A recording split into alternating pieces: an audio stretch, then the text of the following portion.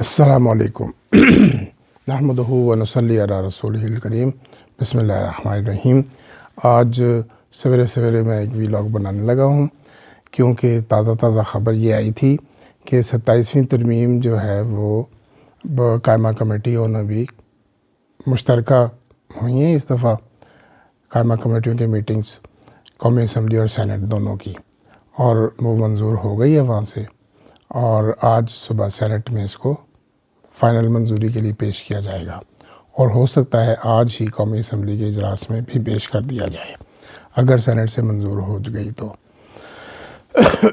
اب جو کل میں نے کچھ باتیں کی تھیں ان میں سے ایک بات رہ گئی تھی کہ فورم کی تبدیلی ہو رہی ہے۔ بیسیکلی ہم اس کو اگر سپریم کورٹ کی تنزلی یا اس میں نہ لیں کہ ان کے اختیارات ختم کیے گئے ہیں، بلکہ یہ ہمیشہ سے ہوتا آیا ہے کہ کورٹ جب فورم جو ہے وہ ایک سے دوسرے سے تیسرا ہوتا آیا ہے۔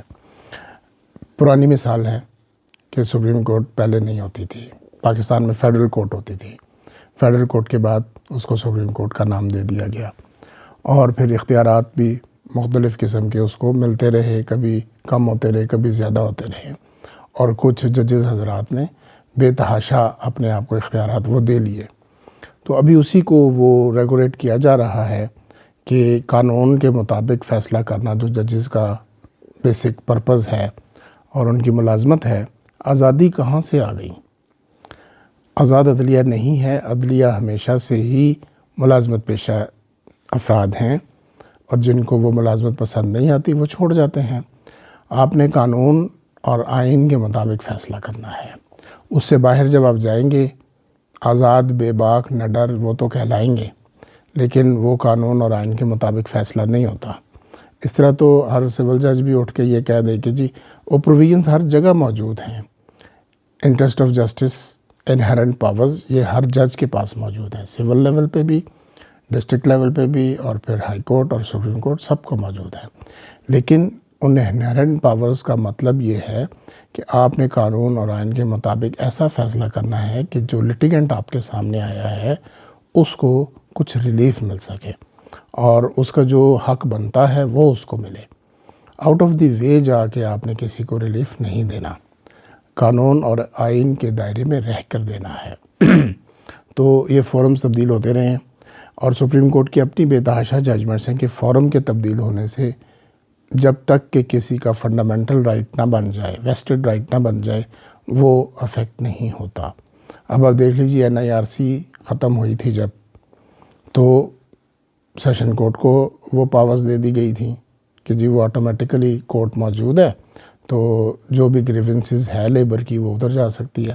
لیبر کورٹس ختم ہوئی تو NIRC بن گئی، اسی طریقے سے فیڈرل کورٹ ختم ہوئی، سپریم کورٹ بن گئی۔ اب ہائی کورٹ آپ دیکھیے 1981 میں لاہور ہائی کورٹ پورے پنجاب کے لیے ایک ہائی کورٹ ہوتا تھا، اس کی ایک سیٹ ہوتی تھی لاہور، اور پورے پنجاب سے لوگ سفر کر کے لاہور میں کیس کرنے آتے تھے۔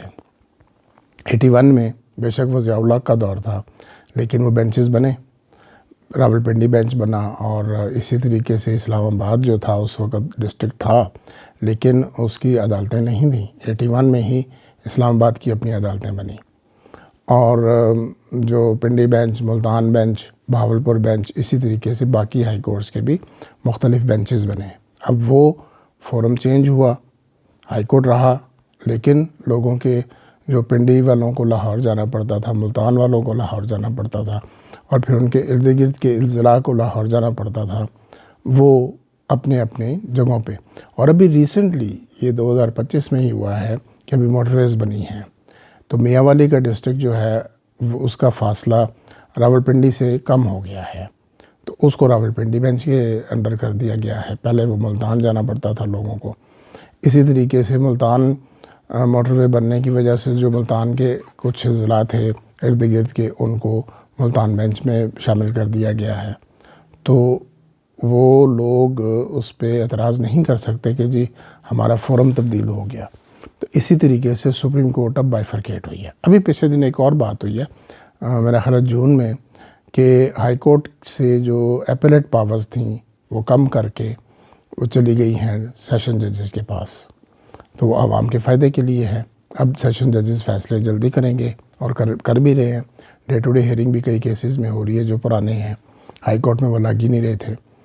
تو اس کے ساتھ ہی ابھی جو سپریم کورٹ میں جو کیا گیا ہے 27ویں ترمیم میں، اس میں بھی یہ ہے کہ فورم 2 کر دیے گئے ہیں۔ کانسٹیٹیوشنل میٹرز جو ہیں، خاص طور پہ جو پولیٹیکل کیسز آتے ہیں، وہ فیڈرل کانسٹیٹیوشنل کورٹ سنے گی، اور جو عام کیسز ہیں، جو ایپلیٹ جورسڈکشن ہے سپریم کورٹ کی، وہ سپریم کورٹ کے پاس رہے گی اور وہ فیصلے ہوں گے۔ ابھی بھی دیکھیے ہم نے جو ایکسپیرینس کیا ہے پچھلے 1 سال میں، 26ویں ترمیم کے بعد آئینی بینچ بنا، آئینی بینچ وہ مخصوص کیسز کر رہا تھا، اور جو ریگولر بینچز تھے انہوں نے کافی سارے کیسز میں ہیئرنگ کی اور ان کو ڈسپوز آف کیا، اور آپ دیکھیں کہ پینڈنسی کم ہوئی۔ تو امید ہے کہ یہ عوام کے فائدے کے لیے ہوگی۔ اگر کسی نے خاص مقاصد کے لیے استعمال کیا تو جب نئی حکومت کبھی آئے گی اور تو وہ چینج بھی کر سکتے، یہی حکومت بھی چینج کر سکتی ہے۔ تو اللہ سے امید یہ رکھنی چاہیے کہ کم از کم جو سپریم کورٹ کی حد تک امینڈمنٹس آئی ہیں، ان سے عوام کا فائدہ ہو۔ تو اجازت چاہوں گا۔ السلام علیکم۔